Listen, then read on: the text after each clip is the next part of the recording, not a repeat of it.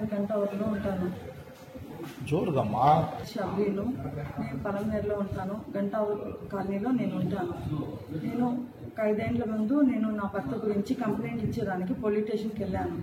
ఆడ వెళ్ళి నాకు ఇట్లా పెట్రోల్ వేసి కాస్తానన్న దానికి నా హస్బెండ్ పోలీస్ వాళ్ళు చూసి వాళ్ళ మీద కేసు పెట్టారు. అప్పుడు ఆ కంప్లైంట్లో నేను మొబైల్ నెంబర్ రాసి ఇచ్చిన దానికి ఆ మొబైల్ నెంబర్లో తీసుకొని కిరణ్ అనే అతను 5 ఏళ్ళ నుంచి నాకు చాలా హరాస్ చేస్తున్నాడు. దానివల్ల ఈయన ఇట్లా సతాయిస్తూ ఉన్నాడు అనేసి నేను దేవేంద్ర అతను నాకు ఫ్రెండ్, ఆయనకి నేను చెప్పాను. ఆయన ఏం చెప్పారంటే నాకు ఉమా అనే అతను నాకు ఫ్రెండు, నాకు తమ్ముడు కూడా అవుతాడు, తనకి నేను చెప్తాను అనేసి తన దగ్గరికి తోడుకొని వెళ్ళి తనకి తెలియజేశాడు. నన్ను తెలియజేసిన తర్వాత ఆయన నేను మాట్లాడతాను అనేసి తను భయపెట్టాడు. కిరణ్ అనే అతనికి భయపెట్టి మళ్ళీ మాట్లాడాడు. అందుకు తను ఉమాశంకరు తనకు భయపెట్టి ఈయన దగ్గర నేను సహాయం పొందాలనేసి నేను అనుకుంటే ఈయన మరో ఉద్దేశం పెట్టుకుని నన్ను నేను ఒకరోజు నాకు చాలా బాధేసింది కాబట్టి నేను కొండపైకి వెళ్ళాను. దేవరకొండపైకి వెళ్ళాను, సూసైడ్ చేసుకుందాము అనేసి వెళ్ళిన తర్వాత నా భర్త గురించి వీళ్ళు ఇట్లా హరాస్మెంట్ చేస్తున్న వాళ్ళు దాని గురించి నేను దేవరకొండపైకి వెళ్ళాను. అక్కడికి వెళ్ళిన తర్వాత ఉమాశంకర్కి మిస్ కాల్ ఇచ్చాను. ఇట్లా నేను చాలా కష్టంలో ఉన్నాను అన్నయ్య, నేను చాలా బాధలో ఉన్నాను, ఇట్లా నేను చావేదానికి వచ్చాను, ఇప్పుడు నేను ఏం చేయాలో నాకు దిక్కు తోచట్లేదు అన్నయ్య అంటే, సరే నువ్వు ఏం భయపడద్దు వద్దినా నేను వస్తాను అనేసి నాకు చెప్పాడు. నేను ఎక్కడున్నాము అంటే నేను ఇప్పుడుదా పోలీస్ స్టేషన్లో వెళ్ళాను, నేను జాయిన్ అయ్యేసి 1 గంట లోపల నేను వచ్చేస్తాను, నువ్వు ఆడే వెయిట్ చేయి, నేను మీ ఫ్రెండ్ని కూడా తోడుకొని వస్తాను దేవేంద్ర అని, నువ్వు ఏం చేసుకోవద్దు బిడ్డలు ఉన్నారు కదా అనేసి నాకు నచ్చి చెప్పి ఆడే ఉండమని చెప్పినందుకు నేను ఆడ వెయిట్ చేస్తూ ఉండగా తను వచ్చాడు, ఒంటరిగా వచ్చాడు.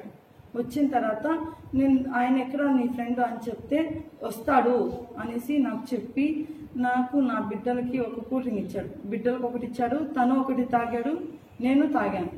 తాగిన మరుక్షణం నా మీద మరో ఆలోచనతో పెట్టుకొని నన్ను బలవంతం చేశాడు ఆడ కొండపైకి. అలా చెయ్యొద్దు అనేసి నేను కాళ్ళు పట్టుకున్నా, నేను నీ దగ్గర సహాయం కోసం వచ్చాను, నువ్వు అలా చేయకూడదు నేను చెప్పిన దానికి తను నన్ను ఎంతగా నేను అడుగుతున్నా కూడా లేదు, నా పెద్ద బిడ్డ అడ్డొస్తే కూడా తనకి ఒక చెంప దెబ్బ కొట్టి తనకి నన్ను అలా బలవంతం చేశాడు, నన్ను చెక్ చేశాడు ఆడ. దాని గురించి సైలెంట్ గా ఉండిపోయాను. భయపడి నేను ఇదిగా పోలీస్ కదా, నువ్వు ఏం చెప్పినా 3వ మనిషికి చెప్తే నిన్ను చంపేస్తాను అని నాకు బెదిరించినందుకు, నన్ను బ్లాక్మెయిల్ చేసినందుకు నేను సైలెంట్ గా ఉండిపోయాను. మళ్ళీ దాని తర్వాత నేను సైలెంట్ గా ఉన్నా కూడా మరో విధంగా ఇప్పుడు నేను చేసింది తప్పు కాబట్టి ఇంకా మేము ఇద్దరు ఇష్టంగా చేసుకుంటే అది తప్పు కాదు అనేసి నన్ను రోజు వచ్చి వేధిస్తున్నాడు సార్. అందుకని నేను అది భయపడి నేను ఎస్పీ దగ్గరికి వెళ్ళాను, చిత్తూరు ఎస్పీ దగ్గరికి వెళ్ళి కంప్లైంట్ ఇచ్చేదామనేసి వెళ్ళాను. ఆడికి వెళ్తే పలమనేరు ఎస్ఐ దగ్గర వెళ్ళమన్నారు, ఆడికి వెళ్తే వాళ్ళు బంగారపాలెం పోలీస్ స్టేషన్కి వెళ్ళమన్నారు. సరే ఆడ వెళ్తే కూడా మళ్ళీ మేము డిఎస్పీ దగ్గర వెళ్ళమని చెప్పారు. నిన్న డిఎస్పీ దగ్గర వెళ్ళినా కూడా నాకు ఏ న్యాయం అయితే చేయలేదు. నేను ఎక్కడ వెళ్ళినా ఆ కంప్లైంట్ నాకు ఇప్పుడు కావాలి ఇవ్వండి అంటే కూడా కంప్లైంట్ కూడా లేదు అని బంగారపాలెం పోలీస్ స్టేషన్లో వెళ్తే తను చెప్పాడు, నువ్వు ఇది రాంగ్ అని చెప్పింది అనుకో నీకు కేసు పెడతాను, నేను జరిగిన అన్యాయం అని నేను చెప్తే నాకే తప్పు అని సిఏ సార్ నాకు చెప్పారు. సార్ నేను చెప్పింది నిజమే సార్, అబద్ధం కాదు అనేసి తనకు చెప్పినా కూడా తను నన్ను ఇట్లా కేసు నేను రాసుకుంటాను నువ్వు వెళ్ళు అనేసి నన్ను అక్కడి నుంచి పంపించారు. 7 రోజులు వెయిట్ చేశాను, తను ఏం కానీ సమాధానం చెప్పలేదు.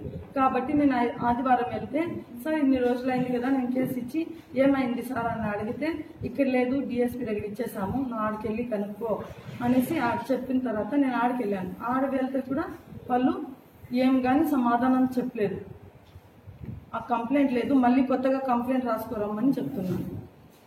ఎందుకు వచ్చానంటే ఇన్ని జాగాలో వెళ్ళినా కూడా నేను ఇంతమందికి నా కష్టం చెప్పినా కూడా నాకు న్యాయం జరగకుండా తను ఇట్లా చేస్తున్న దానికి నాకు న్యాయం చేయాలని నేను పోలీస్ అధికారులకి కలెక్టర్ డిఎస్పీకి నేను తెలియజేస్తున్నాను నాకు న్యాయం చేయాలనేసి. కిందకి తోడుకొని వచ్చి ఈ విషయం మళ్ళీ పెట్రోల్ వేసి కాల్ చేస్తాను, ఈ బిడ్డకి ఏమన్నా నువ్వు చెప్పావనుకో పెట్రోల్ వేసి కాల్ చేస్తాను అనేసి నాకు చాలా భయపెట్టాడు. దానివల్ల నేను ఇన్ని రోజులు భయపడుతూ ఎవరు లేరు కాబట్టి తప్పని పరిస్థితుల్లో సైలెంట్గా ఉండిపోయినా. మళ్ళీ పలమనేరు గంగమ్మ సీర్స్ రోజు నుంచి ఎక్కువ హరాస్మెంట్ చేస్తున్నాను నన్ను. ఇట్లా ఇప్పుడు నువ్వు నన్ను బలవంతం చేశాడు కాబట్టి నేను చెప్తానని ఇష్టంగా నువ్వు ఒప్పుకొని నా దగ్గర రా, వస్తే ఇది తప్పు కాదు అనేసి నన్ను బ్లాక్మెయిల్ చేస్తూ నన్ను చాలా హింసిస్తున్నాను. దాని గురించి నేను ఎస్పీ దగ్గరికి వెళ్ళాను. నాకు ఇలా చేస్తున్నాడు, ఇంకా ఎక్కడ వెళ్ళినా నాకు న్యాయం జరగదేమో అనేసి డైరెక్ట్గా నేను ఎస్పీ దగ్గర కలిసాను. పెద్ద ఆయన దగ్గర వెళ్ళి నాకు న్యాయం చేయండి సార్ అని తన దగ్గర వేడుకున్నాను. తను పలంనేర్స్కి వెళ్ళమన్నారు, వెళ్తే బంగారుపల్లెంకి వెళ్ళమన్నారు. బంగారుపల్లెం స్టేషన్కి వెళ్తే పోలీస్ మీదే నువ్వు చెప్తావా, ఏదైనా ఎఫెక్ట్ అయితే నీకు కంప్లైంట్ నీకు రాస్తాను వేశారు అని నాకు చెప్తున్నారు. ఎవరన్నారమ్మా బంగారుపల్లంలో? సిఎస్ఆర్ఏ చెప్పారు. ఏమని? నువ్వు తప్పు చెప్తున్నావు, తప్పు ఒకవేళ అయితే నీ కేసేస్తాను. ఒక ఆడబిడ్డగా నేను తను చేసిన బలవంతానికి నేను తప్పు అని నేను ఏ ఆడబిడ్డ అయినా ఈ నిందని భరిస్తుందా? నేను నిజం జరిగింది కాబట్టి వాళ్ళు అధికారాల్లో వాళ్ళు పోలీస్ వాళ్ళు కాబట్టి సాక్ష్యాలన్నీ దాచిపెట్టి నన్ను అవమానించాలని అనుకుంటున్నారు. నేను వేడుకుంటున్నా, నేను నా బిడ్డలు మాత్రమే ఉన్నా, మాకు న్యాయం చేయండి అనేసి నేను ఇక్కడి వరకు వచ్చాను. దయచేసి కొండపైకి రమ్మని ఫోన్ చేసుకున్నావు. అవును సార్, ఆడ నేను ఫోన్ చేశాను, ఇట్లా ఇబ్బంది ఉంది. ఇద్దరు కానిస్టేబుల్ ఫోన్ చేసిన తర్వాత మళ్ళీ నేను చేశాను. ఎందుకు చేశానంటే తను 2 విషయాల్లో హెల్ప్ చేశారు కాబట్టి ఇంకొకసారి హెల్ప్ చేస్తాడు దేవేంద్ర అతని కోరుకొని వస్తానని చెప్పాడు కాబట్టి నేను హెల్ప్ కోరాను. ఆల్రెడీ హరాస్మెంట్ చేస్తాను అన్నావు, హరాస్మెంట్ చేసేవాడికి నువ్వెందుకు ఫోన్ చేసి పిలుస్తావు అక్కడికి? తను వదినా అంటున్నాడు కదా, మళ్ళీ మారాడేమో. హరాస్మెంట్ చేసినాడు మళ్ళీ ఎట్లా వదిలినాక ఎట్లా మారిపోతాడు? దేవేంద్ర ఇప్పుడు ఆయన ఫోన్ చేసి పిలిచి నువ్వే లేదు పలమనేరులోనే అనేసి నా దగ్గర తీసుకొని నా నంబరు ఉమాశంకర్కి సెండ్ చేయమని ఇంకో కానిస్టేబుల్తో చెప్పాడు. సరే అనేసి నేను సైలెంట్గా ఉంటే మళ్ళీ కొంతసేపు తర్వాత నేను సరే ఈయన కానిస్టేబుల్ కదా మళ్ళీ నాకు సహాయపడతాడేమో, ఇప్పుడు నేను చావే పరిస్థితిలో ఉన్నాను, తను ఒక హెల్ప్ చేస్తాడేమో అనేసి తనకు ఒక మిస్ కాల్ ఇచ్చాను.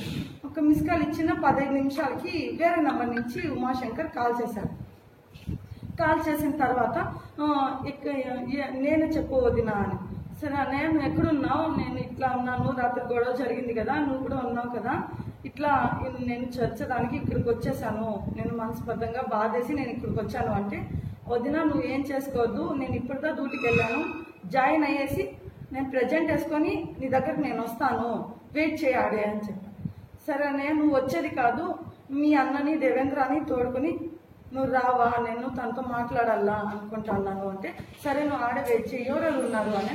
నేను నా 3 బిడ్డలు ఉన్నాము, దానికోసం నేను వెయిట్ చేస్తాను సార్ అంటే, సరే నేను వస్తాను అనేసి తను కార్లో వచ్చాడు, వైట్ కలర్ కార్లో వచ్చాడు.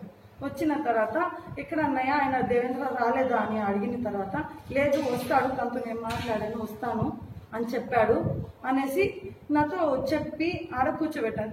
ఇక్కడ 1 నిమిషం అనేసి కార్లో వెళ్ళి 3 కూల్ డ్రింక్ బాటిల్ తెచ్చాడు. ఒకటి బిడ్డకి ఇచ్చాడు, ఒకటి తను తాగాడు నా ముందు, తర్వాత నాకు ఇచ్చాడు. సరే టెన్షన్గా ఉన్నావు కదా, టెన్షన్గా ఉన్నావు, నువ్వు టెన్షన్ పడుకు, నువ్వు తాగు ఈ కూల్ డ్రింక్ అనేసి నాకు ఒకటి ఇచ్చాడు. అది ఓపెన్ చేసి తనే ఇచ్చాడు, ఓపెన్ చేసి నువ్వు తాగు అని ఓపెన్ చేసిన తర్వాత నేనే తీసుకొని 1/2 బాటిల్ తాగాను. తాగిన ఒక 2 నిమిషాలకే నాకు ఏమీ తోచలేదు, నా శక్తిని నేను కోల్పోయాను. ఆ పరిస్థితిలో నన్ను పైకి వెళ్ళి నన్ను ఈడ్చుకుని వెళ్ళాడు. నా పెద్ద బిడ్డ అడ్డం వస్తే తనకు ఒక చెంప దెబ్బ కొట్టి తనకి సైడ్లో పెట్టి నన్ను తోడుకుని వెళ్ళి ఆ చెట్టు దగ్గర నన్ను బలవంతం చేశాడు, నన్ను చేశాడు. కాళ్ళు పట్టుకున్నా, నువ్వు ఇలా చేయడం న్యాయం కాదు అని నేను వేడుకున్నా, నన్ను వదులుకున్నా, నన్ను ఇలా చేశాడు. ఈ విషయం మూడో వ్యక్తికి తెలిసిందనుకో, నిన్ను నీ బిడ్డల్ని ఈ నుంచే సూసైడ్ చేపించేసి మూడో వ్యక్తికి తెలియకుండా, నేను పోలీస్ కాబట్టి మూడో వ్యక్తికి తెలియకుండా నేను చేసేస్తాను. ఉమాశంకర్ నా చిన్న బిడ్డను ఎత్తుకున్నాడు. ఇది దేవేంద్ర అనే ఆయనకి కానీ పోలీస్ స్టేషన్లో కానీ నీ అనుకునే వాళ్ళు పెద్ద చిన్న వాళ్ళకి ఎవరికైనా ఈ విషయం మూడో వ్యక్తికి తెలిసిందనుకో, నువ్వు చెడ్డదాన్ని, నువ్వు బ్యాడ్ గర్ల్ అనేసి నేను నిరూపించి నేను నిన్ను అవమానిస్తాను. కానీ నేను పోలీస్ కాబట్టి నా అన్న వాళ్ళు అధికారంలో ఉన్నారు కాబట్టి ఎవరు ఏం చేసుకోలేరు అని